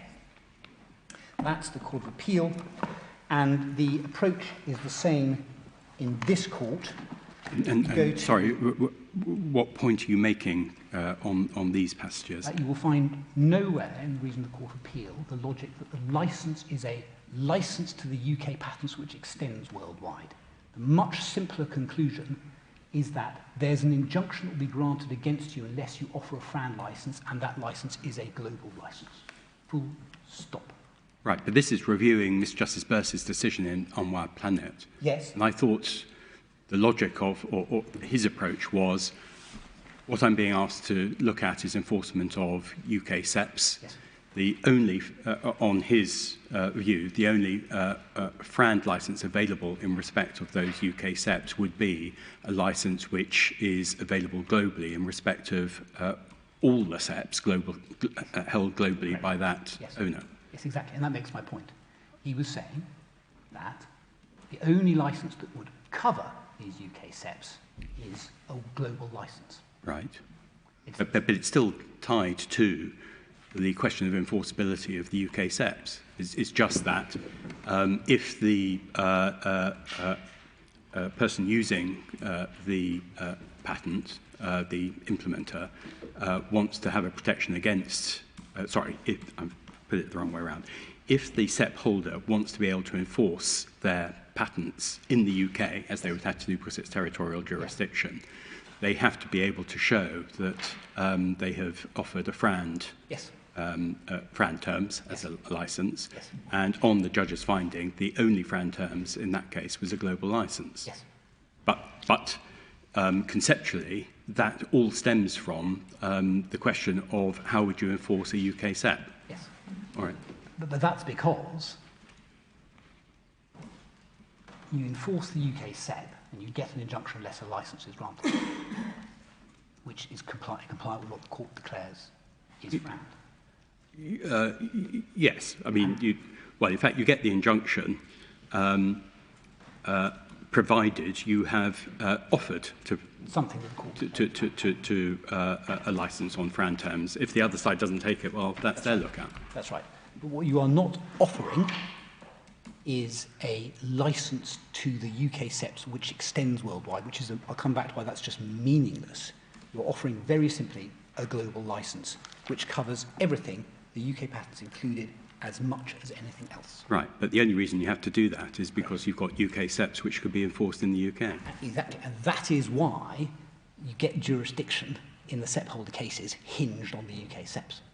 Right. The analysis of the contract and of the The terms. critical difference between, I think, that your position and the other side's position is you say the mere existence of UK SEPs is neither here nor there. What grounds jurisdiction in the UK is a claim for an injunction to restrain infringement of them. I put to you a little while ago, why is, if you accept that the UK jurisdiction is properly grounded in a case where a global license is raised by way of a defence, Yes. you say, well, that's because they're claiming infringement of the UK patent. They've got to do that in the UK. Yes. I said, well, is that really different from a case where the implementer says, well, I don't want to act unlawfully in the UK, so I'm going to go up front and ask for my appropriate licence, which happens to be a global licence. You say, oh, yes, that's completely different. It is. But why? The reasons I've given you. The UK claim can only be brought in the UK.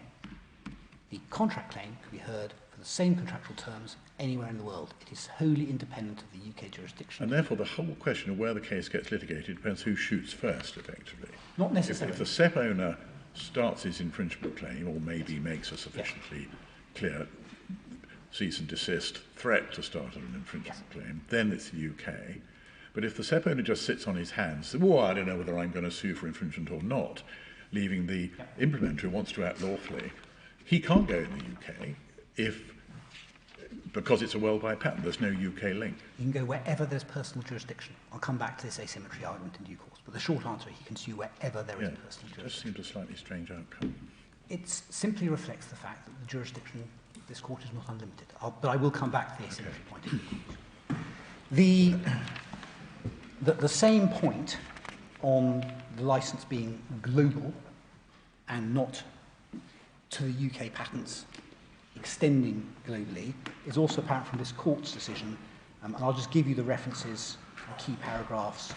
This is Unwild Planet again? Yes, indeed. 2999, paragraph 1, paragraph 48, 3012, paragraph 54, 3013, paragraph 58, 3014, paragraph 60, paragraph 61. Now, not only is that what this court said, it's also just simple, basic contractual logic. The idea of a license to UK patents which extends worldwide is just unreal. It doesn't reflect the substance of any claim, because it could be contractually brought. The license claimed for is just for a worldwide portfolio license, which covers the UK patents as part of the whole, as much as any other. Indeed, if you imagine what the license would look like, you don't get licenses that say, clause 1, I've got a license to the UK patents. Clause 2, oh, by the way, that extends worldwide. That's not what happens. You get a worldwide license. That's the first point. Second, Isn't that because of the patent family concept embedded in the ETSI undertaking? it's because of the realities of how any sensible person would do global contracting. Now, the substance of the cause, further, so that's the nature of the license. But secondly, the substance of the cause of action is to enforce the holder's ETSI undertakings worldwide under all patents. And those undertakings are international. Now, in some other case, an implementer might only seek a license of UK SEPs. But where an implementer is asserting and claiming a declaration as to a worldwide license, the reality is the ETSI undertakings are being triggered universally and globally. The implementer is not triggering in any sensible way, not really, the part of the undertaking which relates to a UK patent. When commercially it requests an offer, that's not what the implementer is doing. It just says, I want a worldwide license. And further, decisively, the patentee, when in response it's prepared to grant a worldwide license, is discharging all its ETSI undertakings worldwide. That also defeats the idea that Lord Justice Arnold floats, that in reality the implementer is seeking to enforce the ETSI undertakings attaching to the UK SEPs. It's just unreal. It's seeking to enforce all the ETSI undertakings worldwide, which are inherently international, which only refer to the UK SEPs through the Declaration of the Global Family and have no separate UK part. And to focus thought, we can ask what are the consequences for res judicata? What would happen? The answer is any cause of action estoppel would apply to all ETSI undertakings over all patents worldwide. There wouldn't be a cause of action only as the terms for a UK patent. That would be a fiction, and the doctrine of res judicata would cut through it. And that's so, even if the pleading on its face were to artificially describe itself as a claim to a license of the UK SEPs, which extends worldwide. Even if you tried that, which Teza actually doesn't, that would be a device. The court would look through to the substance. And thirdly, the position is even clearer as to the subject matter of the claim. The cause of action is worldwide. The obligations are worldwide. The license as to which claim is made is worldwide. And to the extent it's about property at all, it's really contractual. To the extent it's about property, the property affected is patents worldwide as well. UK patents are just a small part. Now, as I understand it, the heart of your case is there is no real challenge to the validity of the UK SEPs. the relevant UK steps here, there is no challenge to their validity and there's no issue of infringement. Ultimately, the whole dispute is about the scope of the licence through the platform. Yes. That's your case. Well, there's the challenge to the validity and essentiality of 3 UK steps. That's Yes, it. but it's been parked. It's been parked, and it always was going to be parked. They don't challenge the validity or essentiality of any others. I think it's 11,000 in the UK. Yeah. None.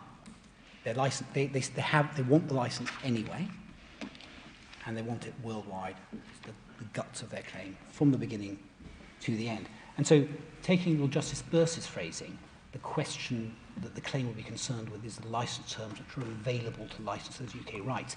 He notably does not say wholly or principally. He can't. Because while the claim is partly concerned with the terms available to licensed UK rights, it's equally concerned with the terms available to license the whole world. He's just picking, artificially, the part that relates to the UK. And the analysis in the Vestel logic is also inconsistent with global and Wadawa. You see, it's just picking an unreality to distort the reality of what your claim is connected to. So the jurisdiction to which the patents relate is ultimately, in your view, of no relevance to determining jurisdiction. Is that right? It's of fundamental relevance to an infringement claim. Yeah. But not to the licensing claims that we're here concerned Well, with. if You say you have to go to other factors that would lead to jurisdiction. No, we say that the patents are relevant, but the extent it relates to patents, it's patents worldwide, not the UK patents. Yeah, but then the consequence of that is that wherever you go in the world, the fact that you are talking about, let's say, US patents would be completely irrelevant. No, if you were seeking a license to US patents, then it would be very much connected to the US. But the point is, when you seek a global claim, Yeah. it's the same. So if you're seeking a global claim, Yeah. as is here, a global license, Yes. it makes no difference whether you're focusing on the face of it on a US patent in the US or a Canadian patent in Canada. None of that is going to have any direct relevance, as I understand it. There might be other cases where there could be some real focus on some jurisdiction for reasons which aren't what are the case here. But if you have a case that is purely, in reality, about a global license, purely in reality, substantially, that's probably the word I should use, about the world, then it is as much connected to any patents anywhere in the world. But take conversant, for example. Yes. True it is that the SEP owner, I think, brought infringement proceedings in the UK in relation to a UK patent. But the only dispute about whether he should get an injunction was about the terms of a global licence, as I understand it. There was no other defence to the injunction, and it wasn't suggested that the patent wasn't being used. It was simply that he was prohibited from getting his injunction because he hadn't issued a proper worldwide licence. Well, that's incorrect. Oh, okay. There were, the team from Advancing will know much more about this because they were the team from Wild Planet and know all about it. But in many of these cases, there have been very serious patent disputes, and that's precisely why you don't get an injunction until validity and essentiality of infringement is proved. But were all the UK patents alleged to have been infringed in conversant challenged as to their validity? I think so, yes. Yes. Yes, absolutely. Yes. That's right. They were. And that's the same in Unwired in most of the cases, yeah. I mean, there have been, yeah. So that takes you then to Justice Zaccarelli's decision in Alcatel. And again, you'll remember his point was that the kind of argument we're advancing, this is at paragraph 120, page 1305, and then 1326. He said that our argument confuses the subject matter of the license sought with the subject matter of the claim. That's his neat bit of logic which other people run with. But that's wrong for all the same reasons. Indeed, it's precisely our point that the substance of the cause of action is global. And also, indeed, the license is at the heart of the subject matter of the claim. So we submit that the Vestel logic would just have a considerable grip, but essentially by way of deference and accretion flowing from the judgment of the Oberton judgment of Lord Justice Burrs, which was only overturned expressed very briefly on the basis of limited submissions. That's then driven everything since, is incorrect. That analysis I've given you... Sorry, can I just put this to you? Might it not be said that the whole of the ETSI regime is predicated on the, and indeed exists to control, the exercise of patent holders' rights, which are necessarily existing according to territories, because patents are territorial. You can only enforce a UK patent in the UK. So that's the starting point for the whole ETSI system. So in order for that system to be able to work, you necessarily need the jurisdictional link through patent jurisdiction to particular jurisdictions. And it's only in that context that the ETSI FRAND obligation becomes relevant, because the reason that people put their patents into the ETSI scheme is because they want the scheme to adopt them as necessary patents for a particular piece of technology. So that's the incentive for someone to come into the scheme rather than operate outside and hope someone uses their patentable technology. But once they've come in, the flip side is that they come in offering to license on a FRAND basis. But isn't it necessarily the case that the license is directed to the territorial patents that would otherwise be enforced? No. Once they've come into the overriding regime. There's no logic to that, with respect. All right. Simply no grip. The license is a worldwide license. And yeah, well, sorry, if I'm sorry to pull you up, but I was asking you to address the way the scheme works before you get to the license part. I mean, isn't the scheme necessarily predicated on the territorial nature of the patent jurisdiction? It's predicated on the territorial nature of enforcement. That's it. Sorry, when you say that's it, I'm not quite sure I understand the significance of that. You can always get an injunction to enforce your patents, and if a FRAND license... But you have to get an injunction to enforce your patents territorially. Yes, you do. That's how it works. It doesn't mean the contract is anything other than global. Right, but what I was inelegantly trying to put to you was people bring their patents to ETSI, asking them to make them necessary patents for the ETSI technology. Yes. The reason they do that is they positively want to encourage people in particular jurisdictions to use the technology using their patent. But that is all on the basis that, looking at it from the holder's point of view, they want to get themselves into a situation where they can enforce territorially against someone using the ETSI standard, which includes all the patents. So the whole regime is predicated on the enforceability of patents being territorial. That's the nature of the patents regime. Well, if you hypothesize the UPC, for example, take the UPC, well, there you've got a multiple country patent process, so you get it on the enforcement's on a multiple country basis. If the world... Right, but I thought that worked on the basis that it's deemed territorial patents... No, that's the UPC. Oh, I'm sorry, okay. If the world had a UPC, FRAND would be the same. It is true that one of the deficiencies of our enforcement process is national patents. Right. But that's just an accident of how we happen to enforce.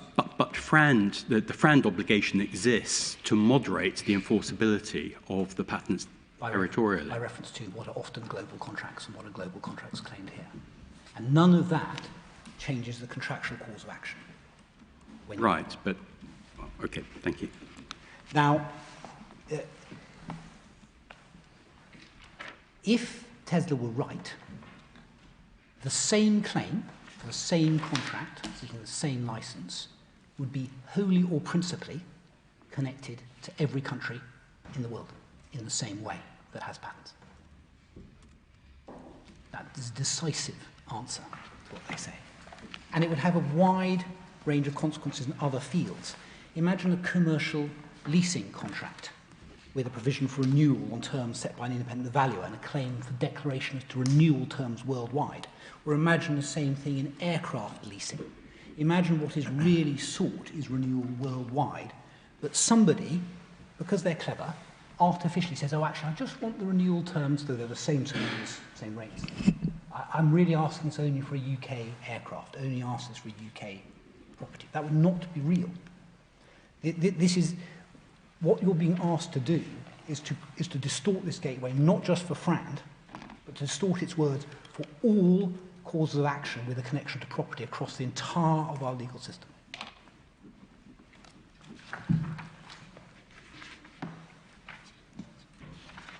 Now,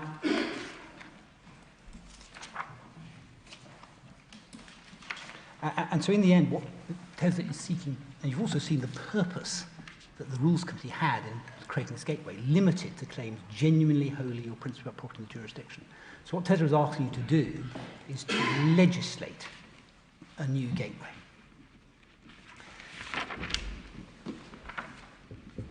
And also legislate it in a way that could not have been the purpose of the Rules Committee when they set it up.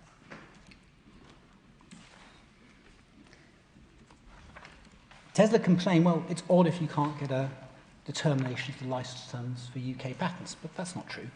If they wanted a license, if that was what they were actually claiming, they could claim for that, but that is not their claim. Now, if we could turn to Tesla's pleading, I've taken you already to 1 to 6, but if we also get it up at page 353. Sorry, page. 353, Mark. Thank you.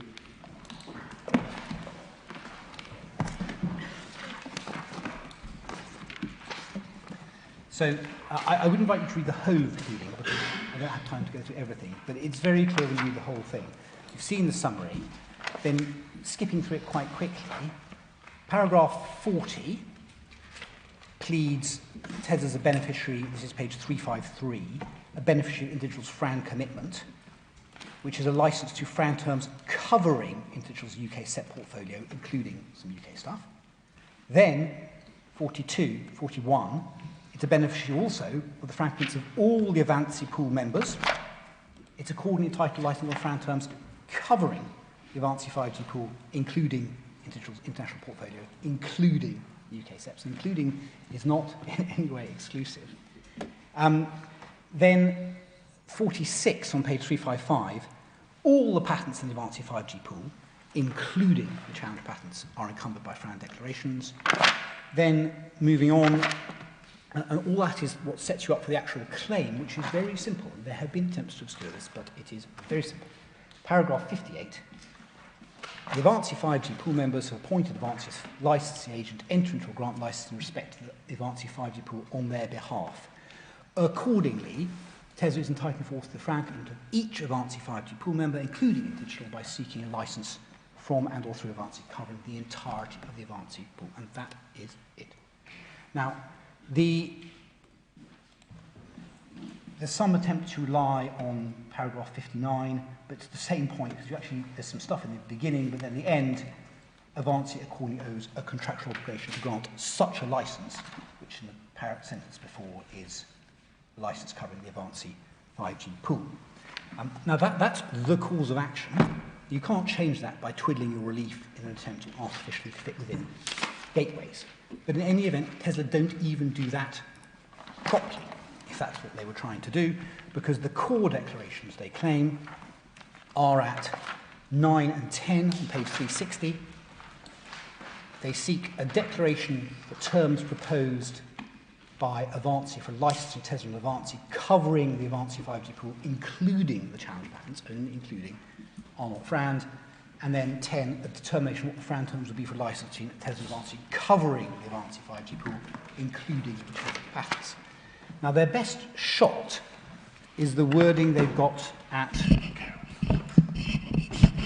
Declaration 5, where they say, well, we also want a declaration that the terms of the SPA, insofar as they relate to patents in the Avanci 5G pool, which designate them, are not FRAND. But firstly, that's only part of the relief. It's not their cause of action. And secondly, it's actually not meaningful. There is no meaningful sense in which the SPLA has a part that relates only to the United Kingdom. The SPLA is the whole thing. Indeed, that's all Advancy can do. Advancy doesn't have the power to license a subset.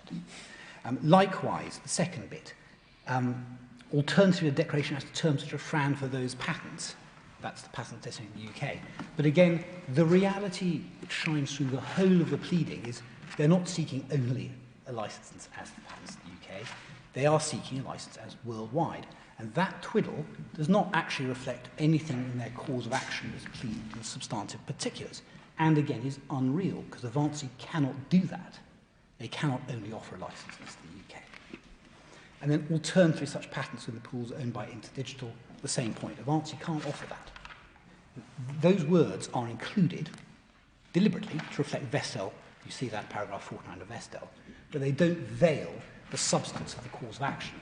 And here I refer you again to Global and Wadawan. You cannot get away by artificially adding a twiddle in your relief when your cause of action is plainly global right the way through the document. And this is not an accident. That is what they want. Now, when asked, my learned friend Mr. Lycodopoulos said, he was asked, would your claim stop if all the UK patents were cancelled or revoked or sold? And he said no. But actually, if you read this particular claim, his claim would continue. The claims for Declaration 9 and 10 would obviously continue, whatever the UK patents existed, whether there were one, whether there were three, whether there were none. It's the claim to worldwide terms from Advancy.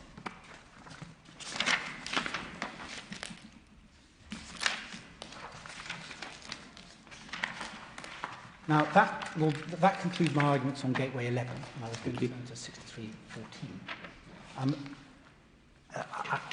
I was wondering, will your lordships indulge me with my missing 8 minutes or not? Well, we'll give you 5 minutes at the end of your submissions tomorrow, and we'll obviously have to say it slightly late, 5 minutes late, to accommodate Mr. Alexander. I'm obliged, very much obliged.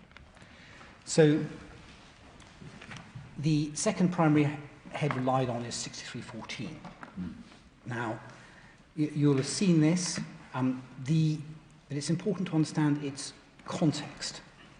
If you can turn up 1059.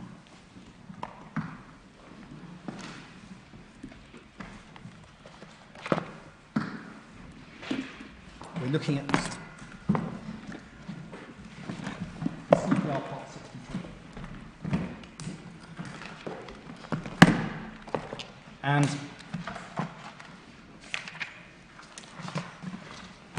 the 6314 is part of the local bit of the CPR that deals with intellectual property. And you see at 1059, 63.1, this part applies to all intellectual property claims, including patents. And those are defined to be patents under the 1977 Act. And so are UK patents only. That's later in Part 2. Then, also, if you turn on the next page to 1080, Section 1, this section applies to A, any claim under the 1977 Act. This is what's dealing with Section 1, patents and registered designs. Then you turn to 6314 itself, and a claim form, this is on 1064, a claim form relating to registered right may be served on a party who has registered the right at the address for service given for that right in the appropriate register in the UK IPO. Now, that is implementing the provisions for addresses for service in the patent rules, trademark rules, and design rules. And we've given you the references in our written case. And the Patent Rules 2007, I don't ask you to turn it up, it's at 1045, Rule 103, says that the address for service is given for the purposes of any proceedings under the Act or these rules. And that wouldn't include the licensing claims here, which are claims in contract. Now, Tesla purported to serve on the addresses for service recorded on the register only for 3 patents, the challenge patents. Any suggestion they thought to engage any other patents is false. And that's, we've given you the reference to that in our written case. So Tesla has to say that the entire licensing claims are claims about, or in the words of CPR 614, relating to, the 3 challenged patents. So a claim that in reality is about license terms for 170,000 patents plus worldwide is relating to the 3 challenged patents. And it says that this follows again from the Vestel logic. Could I break it down? Would you accept that a claim by a person for a declaration that it has a license under a particular SEP falls within the scope of the rule? Whether that SEP is a UK patent? If the patent had the registered address for service, Yes. and the declaration was solely about the terms of the license for that patent, Yes. then I'm not going to put myself to every detail, but yes, one can conceptually see how that could fit within 63. So the notion of a license of a patent is within the scope of the rule. There's a case called Banco Corrigio, which I haven't taken to you, which makes clear, yes, we don't say, well, I'm sorry, I should stop there, because I actually made a mistake. That we actually have 2 levels of argument, my lord. I got confused there later in the day. We take 3 principal points, perhaps I better introduce them. We have 3 main arguments. Firstly, 6314 is a technical provision with a limited purpose. Mm-hmm. This actually deals with your point. It's there to enable service on the registered address for service for intellectual property claims under Part 63, which have to be claims substantially about the rights registered. Mm-hmm. It's not there, apologies if I got this wrong, to enable service of claims for non-patent causes of action. Those can be dealt with by the gateways. Nor is it for claims substantially about other rights which don't share that address for service. So it doesn't apply to... Can I just check? Does that point mean that you're changing your answer to my lord's Yes, I was wrong. question? Right. I was quite wrong. So if it's a claim about the licence terms, you say the gateway just doesn't apply? Yeah, I got confused there between... No, that's fine. I'm not trying to catch you out. I just want to understand. I got confused there between the case law on Gateway 11 and this different provision. Right. Under Gateway 11, a contractual claim about a patent can fit within Gateway 11. 6014 is a technically limited provision there for intellectual property claims. And a claim for a licence under a patent Is not. Is not. No, because it's not within Part 63. It's not what? It's not within Part 63. I'll explain the context of that in a moment. You've got to remember, we are only dealing with claims under Part 63. Are you able to assist us as to the scope of the relevant provision then? I mean, it covers claim for invalidity. Yes. Would it cover a claim for under a contract for an assignment of the patent? No. It would cover invalidity, it would cover non-infringement. Non-infringement, but only because you don't fall within the scope of the patent as opposed to having a licence under it? If that was I think that would be a claim as to a patent. What would be? A claim for non-infringement simply because you were licensed, you would be saying, I'm not infringing that patent. Gillette, yes. So a licence, where the issue is the licence, that would fall within the scope. Provided the cause of action was substantially about the patent rights. And of course that would be a cause of action under the Patents Act, Part 71. A claim for a licence? The claim for the non-infringement. A declaration that you have a licence, A declaration and consequently you don't infringe? A separate declaration you have a licence would not be on this argument. That's the first argument. This is a technical provision. You've got to remember, for the purposes of proceedings under the Act and the rules is what the patents rules state. Then secondly, that's our first level of argument, but even if we're wrong on that, even if 6014 can apply to contractual claims of the kind you've been putting to me, my lord, it doesn't apply to the licensing claims here, which to the extent they're about patents at all, are about worldwide portfolios. And the challenge claims will be 3 out of 170,000. And thirdly, on a true understanding of the word relating, the claim must really relate to the registered right and not just have a loose connection. Now, on that, the word related can have different senses. But the sense of relating to being used here is a sense of really about. Imagine someone asking what the debate between Huxley and Wilberforce about Darwin's Origin of the Species was related to. What's that relating to? The answer is, well, it's relating to evolution. If somebody said, oh, it's relating to finches, because they're one of the birds that Darwin mentions, you'd say, no, that's not what, you got that wrong. While in some other contexts, you can use the word related to have mean a loose connection. Here, relating to means substantially about. Now, turning back to the first point, the point about the technical scope of 6314. Now, the context for this is the basic operation of our jurisdictional system. It's based on service on parties here, subject to the gateways for parties outside. And for that reason, provisions as to service in the jurisdiction are narrowly interpreted because you've got the gateways to define the scopes of the court's international jurisdiction.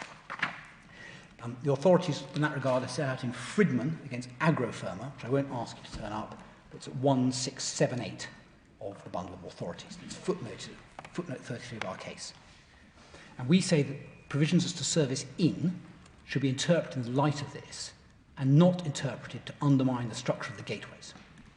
And so an interpretation of 6314, which reads it as creating a wide-ranging jurisdiction for non-patent claims, is unlikely to be what the Rules Committee intended when they put it into CPR Part 63. Well, that's what gives you the context for my point. The licence claim wouldn't.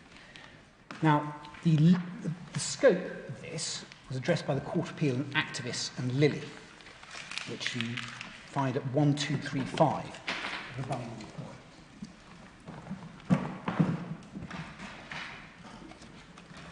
It's always dangerous to explain to the judge what he meant, but I'll just advance my submissions as to what... I'm very sorry, Mr. Raphael. The page number... 1235. Thank you. Can I just, while we're looking it up, check with my colleagues, would you be happy to sit the further 5 minutes tonight and then we get back on track tomorrow? Yes. Yeah. All right. So take your 5 minutes. I'm very grateful. Then, in that case, the attempt was made by me to serve on the address for service claims as to non-infringement of a range of European patents, including non-UK designations. So there was a link between the claims because it was the same European patent, but the non-infringement was of a range of European patents in France, Germany, and so on and so forth. And the argument was that was the non-infringement of the foreign patents was relating to the registered patent with the UK address because they were all connected by the link to the same European patent. The same issues would arise on the words, the same issues would arise on the products, the same issues would arise as to infringement subject to national laws. And Lord Justice Kitchen rejected that at paragraph 81, saying, this is at page 1253, that the argument is clearly wrong, the judge was right to reject it. CPR 6314(2)A is intended to provide a means for service of claims concerning patents under the 1977 Act. And that means really about. And in respect to which an address of service has been given in the UK Patent Office Register, provided that address is in the UK. The address of service is out of the jurisdiction, different provisions apply. 82. Foreign provisions of a UK patent are not patents under the 1970 Act, and CPR 6314 does not provide a means of service in relation to them. That would apply for foreign patents worldwide. Nor is the position any different if the claim also includes a claim in respect to the UK designation. Tesla does here. In such a case, the claim form is regarded as including separate claims, and CPR 6314 only provides a means for its service insofar as it relates to the UK designation. Only insofar. And here there is one inseparable claim. And so we say, then were the position otherwise, provisions of CPR 63 could be circumvented, as Lilly puts it, by, as Lilly puts it, convoying claims in respect of foreign patents with a claim in respect to a corresponding UK patent. So, 2 points from that. Firstly, the limited scope, patent claims only. Secondly, not intended to bring in foreign patents at all. Now, the limited purpose of 6314 is illustrated also by its history. Now, can I ask you to have to hand paragraph 123 of our written case, which has all the references, which you will find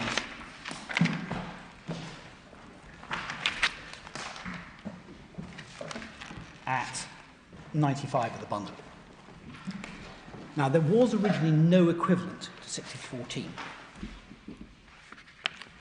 But in 1993, in a case called Symbol, it was held that court proceedings couldn't be served on the address for service in the Patents Act. That problem was then fixed by a new Order 104, Rule 24, which provides, and this is at page 1100 of the bundle, actually, we have quoted it in our written case, I'll just stick with that.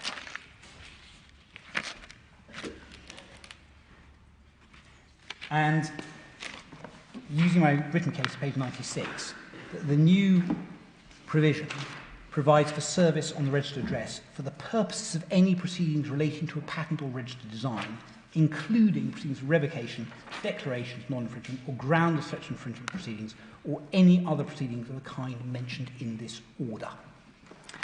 So, relating to there, again, meant patent proceedings. Didn't mean non-patent proceedings outside Order 104. And it certainly didn't mean proceedings loosely connected in some sense, partly connected to the UK patents, but really just as much about foreign patents. Now, that proceeding we've set out the detail, then just traces through same proceedings and wording in the CPR when it originally comes in, and that then gets turned into what is now 6314. There's some detail, but the changes are essentially inessential. And there's nothing to suggest when 6314 is passed it's intended to create a massive change. So in that historical context, and placing 6314 in the context of our jurisdictional system as a whole, where provisions for service in are to be treated restrictively, because you've got the gateways to deal with foreigners, 6314 was not intended to create some radically wider new jurisdiction for non-patent claims, dealing with matters well beyond the registered right. That would have distorted what the patent rules have set up as a address for service for proceedings under the rules and under the Act. So it remains a technical provision to implement the address for service. Now, that's what makes good, my Lord, my first point. And I do apologise for the confusion in my initial answer to you. This, you just ask, if this was meant to create a provision to deal with contractual claims generally that affected a patent, it wouldn't be in 6314, 63 at all. It would be in the gateways. That's not the intention. This is a technical provision to deal with a problem created by Symbol to allow for service of properly patent proceedings, properly so-called, substantially about patents, or on the address for service. That's my first point. But even if I'm wrong about that, my lords, I still have my point which, in a sense, mirrors what I've said on Gateway 11. And now, Tesla and Lord Justice Arnold seek to apply the Vestel logic again to fit the claim within 6314. The argument's just the same as in relation to Gateway 11. And the answers are just the same. This is not a cause of action to trigger ETSI undertakings as to the challenge patents. That's fantastical. No, a commercial person looking at this claim would not regard it that way. No reasonable business person would regard this as a claim under the challenge patent. I wonder how paragraph 82 of Lord Kitchen's judgment in Activists and Lilly works in this context. He says if the claim is about UK and other patents, then you just let in the UK bit. But if a single UK patent is good enough for the purpose of triggering the ETSI undertaking to produce a global license, why doesn't that get you home? Well, not me home, but my learned friends, yes. Well, the answer to that is, he was considering there 5 parallel claims. Yes. One claim that was... I realise he wasn't considering this situation. No, indeed. But my answer to you, here's my answer to you. He was considering 5 separate claims. There was a freestanding claim for infringement, non-infringement of the UK patent, a freestanding claim for infringement of non-infringement of the other patents. And so it was meaningful to kick out the 4 other claims, but to take the one that was genuinely as non-infringement as to the UK patent and say that was about the UK patent and let it in. he wasn't considering our situation of a single claim as to worldwide licensing.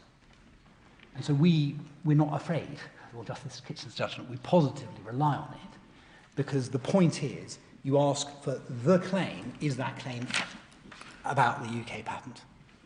And if that claim is as much about foreign patents, much more about foreign patents, much more about patents not registered at the AFS, which is the relevant point, then it's not within those words. I said AFS, my jargon, address for service. I'm sorry. Apologies for that. Yes. So that then... I think that's your additional time.